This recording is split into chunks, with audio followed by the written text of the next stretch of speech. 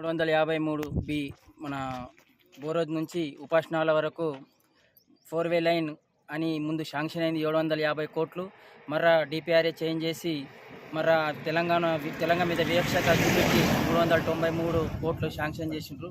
అయితే ఇప్పుడు దీన్ని 10 మీటర్ల విడితే చేస్తున్నారు.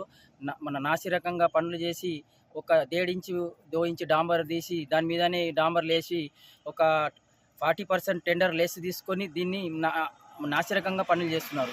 ఈ గుత్తేదారులు 40% లెస్లో పోయి నాణ్యత పనులు జరుగుతలేరు.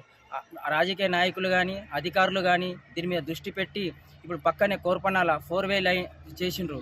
అయితే దాన్ని ఎంత నాణ్యతగా పనులు చేసి ఒక 13